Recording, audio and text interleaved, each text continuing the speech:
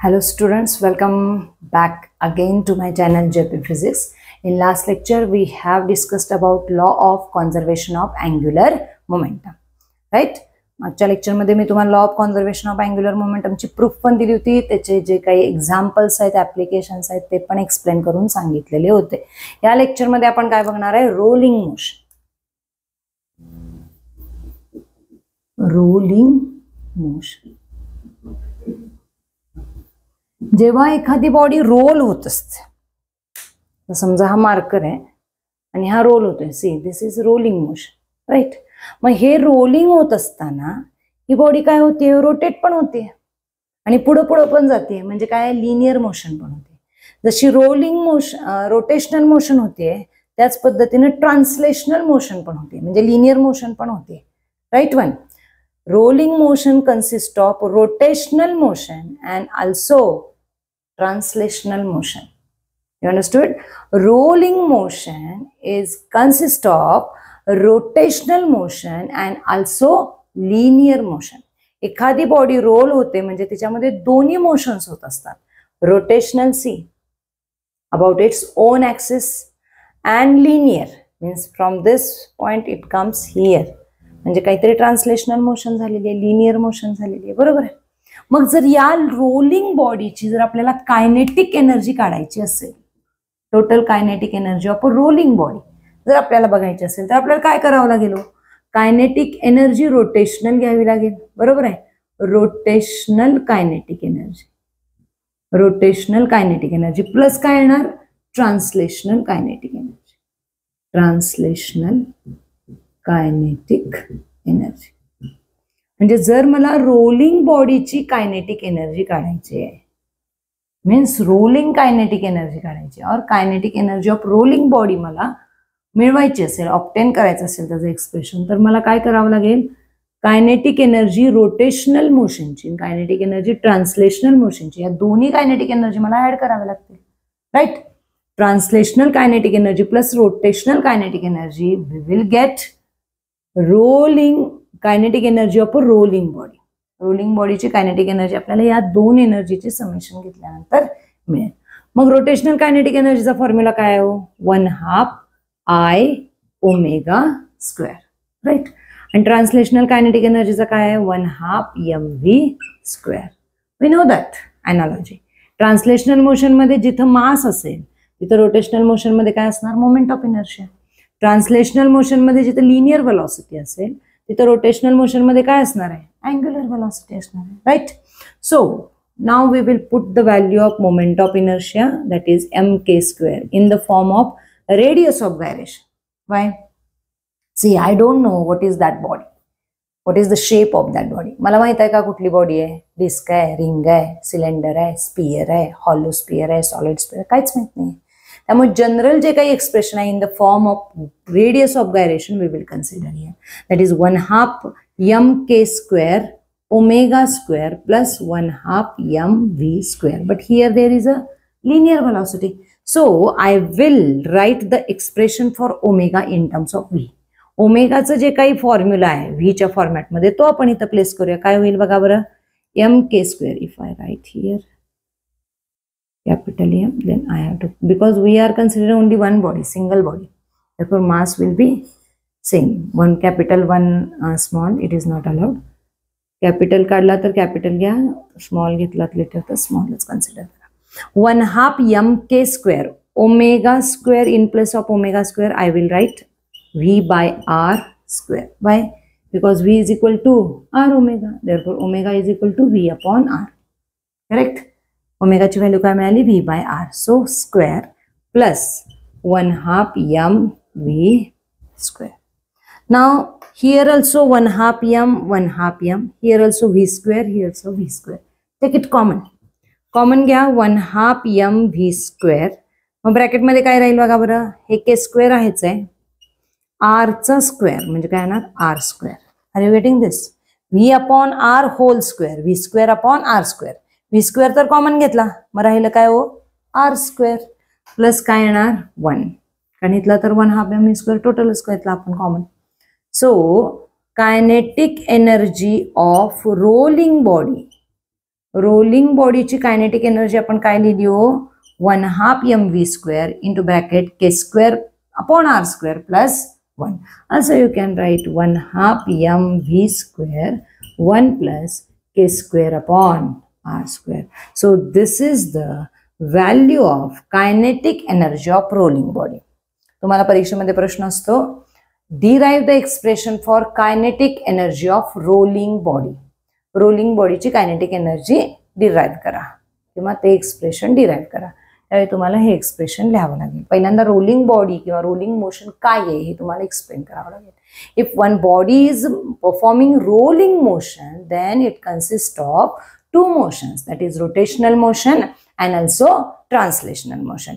If you are explaining that rotational motion and translational motion and you want to find out the kinetic energy of rolling body, then you have to add rotational kinetic energy and translational kinetic energy. जर तुम्ही rolling बॉडीची kinetic energy find out करायची असेल किंवा करत असाल तर तुम्हाला त्याच बॉडीची रोटेशनल कायनेटिक एनर्जी आणि ट्रान्सलेशनल कायनेटिक एनर्जी दोन्ही कन्सिडर करावे लागतील. कारण रोलिंग मोशन ही रोटेशनल कायनेटिक एनर्जी म्हणजे त्याच्यामध्ये रोटेशनल मोशन पण होत असतं आणि ट्रान्सलेशनल मोशन पण होत असतं. त्यामुळे आपल्याला त्या दोन्ही कायनेटिक एनर्जी कन्सिडर करावं लागतील. मग हे फॉर्म्युला आपण ऑलरेडी डिराईव्ह केलेले आहेत. रोटेशनल कायनेटिक एनर्जीचा फॉर्म्युला काय आहे, 1/2 ω². ट्रान्सलेशनल कायनेटिक एनर्जीचा फॉर्म्युला आपल्याला खूप आधीपासून म्हणजे तुम्ही अगदी 8वी 9वी ला असल्यापासून तुम्हाला माहित आहे 1/2 mv². आय म्हणजे काय आहे, मोमेंट ऑफ इनर्शिया. मग मोमेंट ऑफ इनर्शियाचा फॉर्म्युला मी mk² असा का लिहिला, कारण मला माहित आहे का कुठली बॉडी असेल. This is a general formula. हा जनरल फॉर्म्युला आहे. त्यामुळे आपण in terms of radius of gyration moment of इनर्शियाचा फॉर्म्युला घेतलाय. काय आहे तो, 1/2 mk² ω² प्लस 1/2 mv².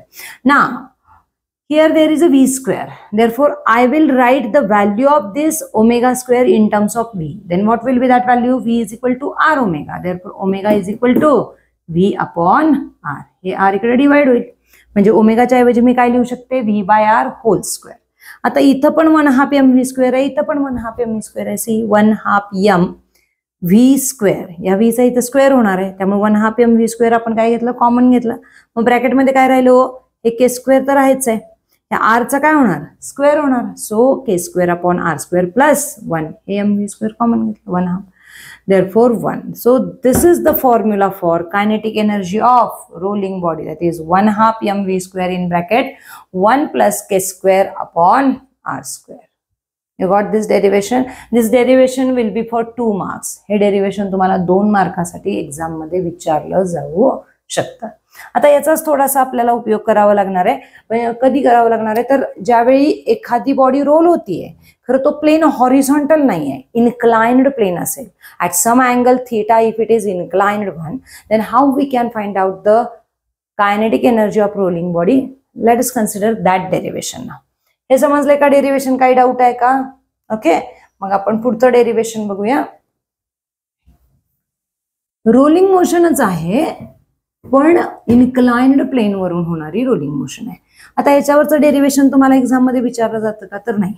याच्यावरचं डेरिव्हेशन विचारलं जात नाही, आजपर्यंत विचारलं गेलेलं नाहीये. पण याच्यावर न्यूमरिकल मात्र येऊ शकतात. त्यामुळे हे फॉर्म्युले तुम्हाला समजले पाहिजेत म्हणजे लक्षात राहणं सोपं जातं. So we will derive that 2 formulas, that is formula for velocity and formula for acceleration when the body rolling on an inclined plane. ज्यावेळी एखादी बॉडी इनक्लाइन्ड प्लेनवर रोल होत असते त्यावेळी वेलॉसिटी तिची काय असणार आहे किंवा ऍक्सेलरेशनचा फॉर्म्युला काय असणार आहे ते आपण बघणार आहे. ठीक आहे. Consider one inclined plane at angle theta with the horizontal. This height let it be h and this displacement, that is this total displacement from this point to this point, let us consider this is s. And if there is a one body which is going to roll on this inclined surface. He body roll होत होत होत कुठे येणार आहे, या पॉइंटला येणार आहे. इनिशियल वेलॉसिटी तर 0 असणार आहे पण फायनल वेलॉसिटी काहीतरी असणार आहे v, जी आपल्याला काढायची आहे. जसं एक्सप्रेशन आपल्याला फाइंड आउट करायचं आहे.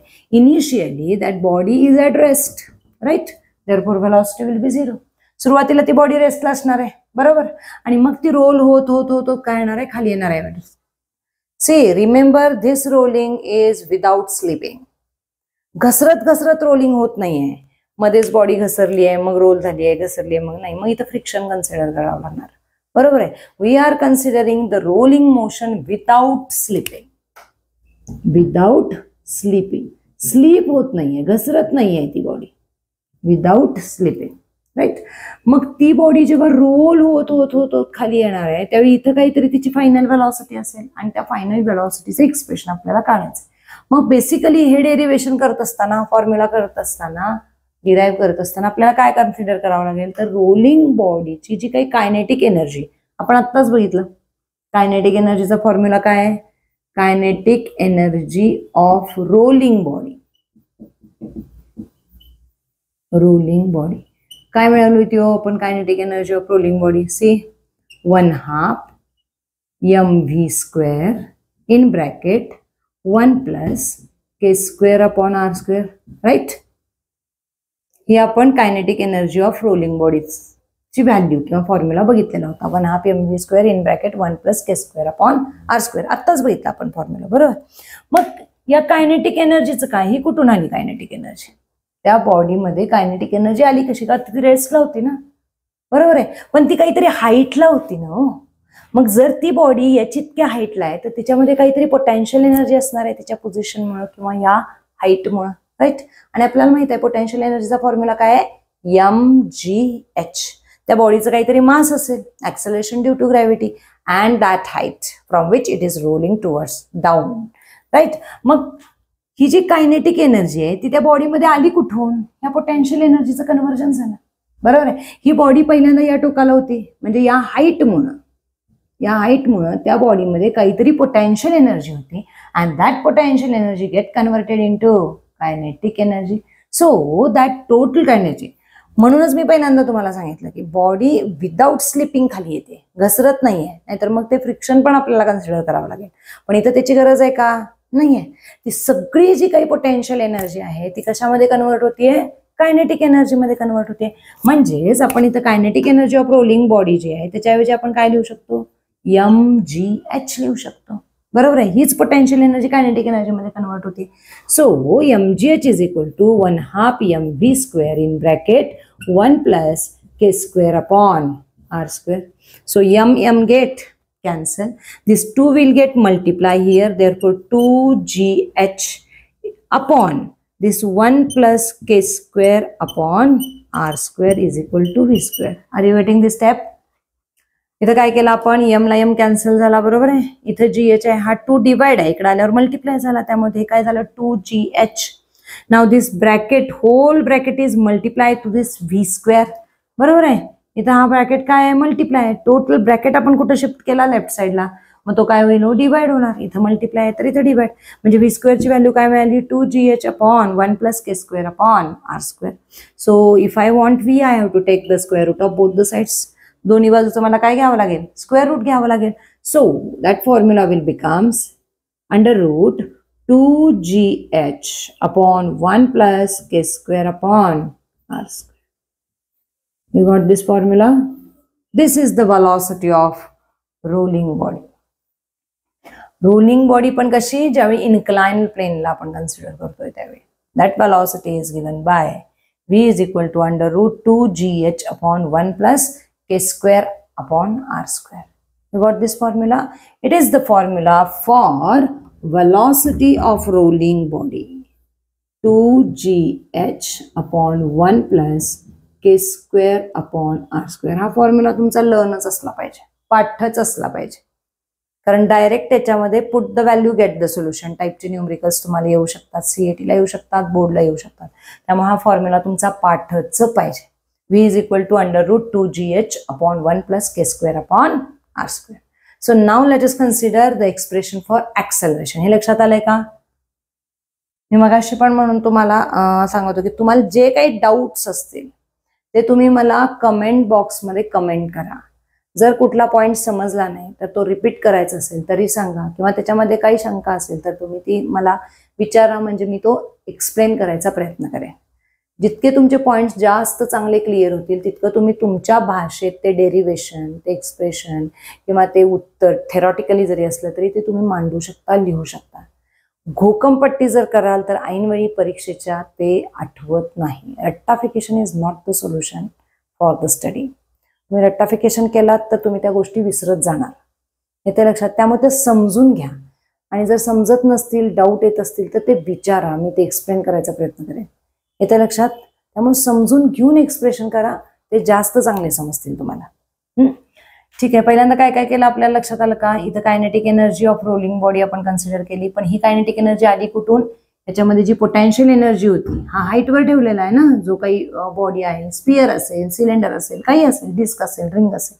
पण इथं ज्यावेळी ती बॉडी आहे त्यावेळी ती रेस्टला आहे आणि काहीतरी हाईटला आहे, म्हणजे त्याच्यामध्ये काय आहे? Potential energy. ज्यावेळी ती रोल होत येणार आहे त्यावेळी ती कशामध्ये कन्वर्ट होणार आहे? कायनेटिक एनर्जीमध्ये. मग कायनेटिक एनर्जीचा जो काही फॉर्म्युला आहे तो आपण पोटेन्शियल एनर्जीशी काय केला? इक्वेट केला. मास कॅन्सल झाला. जेवढ्या काही एक्सप्रेशन मध्ये चेंज करता येईल. आपल्याला काय पाहिजे होतं? v² पाहिजे होतं, त्यामुळे v² फक्त आपण एका साईडला ठेवलं, बाकी सगळ्या क्वांटिटी आपण लेफ्टला आणल्या. म्हणजे काय मिळालं? 2gh/1 + k²/r². v पाहिजे होता म्हणून दोन्ही बाजूचं काय घेतलं? स्क्वेअर रूट घेतलं. So this is the expression for velocity. तुम्हाला हे एक्सप्रेशन लर्नच करायचं आहे प्रॉपर. ते डेरिवेशन तुम्हाला कोण विचारणार नाही, पण हा फॉर्म्युला मात्र महत्वाचा आहे. विचारणार नाही म्हणजे विचारलाही जाऊ शकला, म्हणजे विचारला जरी गेला तर लिहायला काय फारसा अवघड नाहीये. फक्त काय करायचंय तुम्हाला? पोटेन्शियल एनर्जीचं कन्व्हर्जन कायनेटिक एनर्जीमध्ये झालेलं आहे ते आपल्याला इक्वेट करायचं आहे. डायरेक्टली तुम्हाला काय मिळतं? व्हीचं एक्सप्रेशन मिळतं. पण आजपर्यंत जेवढे क्वेश्चन्स विचारले गेलेले आहेत बोर्डला त्याच्यामध्ये तर हा प्रश्न विचारला गेलेला नाही आहे, पण ह्याच्यावरचे न्यूमरिकल मात्र विचारले गेलेले आहेत. ठीक आहे, मग आता जर मला एक्सेलरेशन फाइंड आउट करायचं असेल तर मग मी इक्वेशन ऑफ मोशनचा यूज करू शकते, बरोबर आहे. मला इथं इनिशियल वेलॉसिटी माहित आहे, फायनल वेलॉसिटीचा फॉर्म्युला माहित आहे, डिस्प्लेसमेंट किती होतीये ते पण माहित आहे, यस एवढी डिस्प्लेसमेंट सांगितली, बरोबर. त्यामुळे आपण काय फाइंड आउट करू शकतो? एक्सेलरेशन फाइंड आउट करू शकतो by using third equation of motion.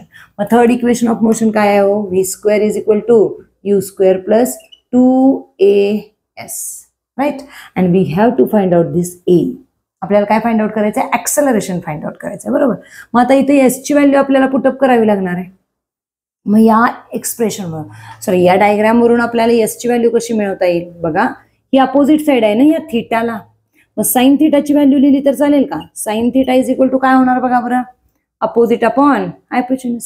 Opposite काय आहे? h, हाईट, आणि हायपोटेन्यूजची व्हॅल्यू किती आहे? s. मग s ची व्हॅल्यू याच्यावरून काय मिळेल? h/sin θ. समजतंय? From figure we get the value of sin θ as opposite upon hypotenuse, that is h/s, but we want this s. Therefore s is equal to h/sin θ. Put this value of s in this expression and we want this a. Here u is 0. Initially that body is at rest. Body रेस्टला आहे त्यामुळे initial velocity काय असणार आहे? 0 असणार आहे. Final velocity आपल्याला माहित आहे काय आहे ती? √2gh/1 + k²/r², आणि त्याचं काय असणार आहे? ते स्क्वेअर. जर मी ही व्हॅल्यू वेलॉसिटीची इथं पुटअप केली तर हा स्क्वेअर असल्यामुळे हे स्क्वेअर रूट काय होईल? कॅन्सल होईल. राहू दे, मी हे लिहितेच इथं म्हणजे तुमच्या लक्षात येईल. 2gh1 + k²/r² hole square. u तर 0 आहे, plus 2a as it is. What is the value of s? s is nothing but h/sin θ. Right? Now see, here there is a square root and here there is a square. Square root and square get cancelled. So remaining term will be 2gh/1 + k²/r² is equal to 2ah/sin θ. Now this h will get cancel, this 2 will get cancel, and what will be the remaining part? It is g sin θ divided by 1 + k²/r² is equal to a, and this is the expression for acceleration of rolling body when it is rolling on a inclined plane. Therefore theta is here. See that acceleration will be g sin θ/1 + k²/r². आता ही body काही असेल, मी मगाशी सांगितलं तसं, sphere असेल, disk असेल, ring असेल किंवा सिलेंडर असेल, depend upon that this K will get change. Radius of गायरेशनची व्हॅल्यू चेंज होणार. स्पियर असेल तर ती वेगळी असेल, रिंग असेल तर ती वेगळी असेल, हॉलो स्पियर, सॉलिड स्पियर असेल तरी पण ही व्हॅल्यू काय होणार, चेंज होणार. येते लक्षात. मग ती व्हॅल्यू k²/r² ची त्या पर्टिक्युलर शेपसाठी आपल्याला पुट केलं की त्याचं काय मिळतं, सोल्युशन मिळतं. तुम्हाला एक्झाम्पलमध्ये काय दिले त्याच्यावर तुम्ही ती व्हॅल्यू पुट करा. म्हणजे थोडक्यात तुम्हाला मोमेंट ऑफ इनर्शिया प्रत्येक बॉडीचा माहित पाहिजे about it axis. Moment of inertia of ring, disc, hollow sphere, solid sphere, ह्या सगळ्याची मोमेंट ऑफ इनर्शिया तुम्हाला पाठ पाहिजेत. mk² ला इक्वेट केल्यानंतर डायरेक्ट तुम्हाला k²/r² ची व्हॅल्यू मिळते. मला वाटतं मी मागं एका लेक्चरमध्ये तुम्हाला सांगितलं होतं. फॉर एक्झाम्पल जर आपण रिंग घेतली तर त्या रिंगचा moment of inertia about it axis काय असतो, mr² असतो. हाच आपण जर mk² ला इक्वेट केला तर गेट कॅन्सल आणि k²/r² ची व्हॅल्यू काय मिळाली बघा बरं, 1 मिळाली. मग रिंग असेल तर या k²/r² च्या ऐवजी आपल्याला इथं काय टाकावं लागणार, 1 टाकावं लागणार, 1 पुटअप करावं लागणार. लक्षात येते. त्यामुळं या पद्धतीने तुम्हाला या फॉर्म्युलामध्ये व्हॅल्यू पुटअप करून न्यूमरिकल सॉल्व्ह करता यायला पाहिजे. This is the explanation for this velocity and acceleration of rolling body when it is rolling on a inclined plane. लक्षात आले दोन्ही पॉईंट, दोन्ही एक्सप्रेशन्स. महत्वाचं हे आहे की ह्या ज्या व्हॅल्यू आहेत v √2gh/1 + k²/r² आणि a g sin θ/1 + k²/r², ह्या व्हॅल्यू हे फॉर्म्युले मात्र तुम्हाला तोंडपाठ पाहिजेत. जर हे फॉर्म्युले फिक्स डोक्यात असतील, मोमेंट ऑफ इनर्शियाचे फॉर्म्युले जर येत असतील तर तुम्हाला न्यूमरिकल सॉल्व्ह करायला काहीही प्रॉब्लेम येत नाही. बरेचसे सीईटीचे किंवा बोर्डचे पण न्यूमरिकल असे असतात, put the value get the solution. Value फक्त पुट करायचे, तुम्हाला सोल्युशन मिळणार आहे. पण फॉर्म्युले मात्र परफेक्ट तुम्ही लर्न केलेले असले पाहिजेत. मी ह्याच्या पूर्वी पण तुम्हाला सांगते, पुन्हा एकदा सांगते, ज्यावेळी चॅप्टर संपतोय, आज तसा थेरॉटिकली माझा पूर्ण चॅप्टर शिकवून झालेला आहे. हा थेरॉटिकली सगळे पॉईंट्स म्हणजे या चॅप्टरमधले कव्हर करून झालेले आहेत. फक्त पुढच्या लेक्चरला आपण याच्यामध्ये अॅनॉलॉजी आणि न्यूमरिकल्स सोडवणार आहोत. बोर्डला विचारलेले न्यूमरिकल्स पण मी येणार आहे आणि जे एक्झरसाइजमध्ये तुमचे न्यूमरिकल्स आहेत त्याचे पण ते पण न्यूमरिकल मी सोडवून देणार आहे नेक्स्ट लेक्चरपासून. पण थेरॉटिकली जर हा चॅप्टर बघायचा म्हटलं रोटेशनल डायनामिक्स, तर तो संपलेला आहे. आता तुमचं काम काय असेल तर हा चॅप्टर संपलेला आहे तर त्याच्यामध्ये जे काही फॉर्म्युले आलेले, जे काही अगदी starts from mv²/r centripetal and centrifugal force सुरुवातीला बघितलेला आपण, बरोबर. त्या formula even though s = r θ, v = r ω, a = r α, हे सगळे फॉर्म्युले तुम्ही या चॅप्टरच्या नोट्सच्या शेवटी लिहून काढणं अपेक्षित आहे. हे फॉर्म्युले जर तुम्ही लिहून काढले, तिथे लिहून ठेवले, तर ते तुमच्या ऑटोमॅटिकली सारखं बघण्यानं लक्षात राहतात आणि मग ते लास्टला जेव्हा 11th आवर येतो त्यावेळी तुम्ही ते फॉर्म्युले बघायला सुरुवात करता, त्यावेळी तुम्ही ते पाठ करायचे असतात तुम्हाला, त्यावेळी तो वेळ सफिशियंट नसतो. त्यामुळे जेव्हा चॅप्टर कंप्लीट होतोय तो त्यावेळेस तुम्ही ते फॉर्म्युले एकत्र लिहून त्याचं प्रॅक्टिस करणं अत्यंत गरजेचं आहे. लक्षात येतंय तुमच्या? ओके. माझ्या चॅनलला जरूर सबस्क्राईब करा, लाईक करा, शेअर करा आणि काही डाऊट असतील तर कमेंट बॉक्समध्ये कमेंट करा. I will try to give the solution for that. Okay. Thank you.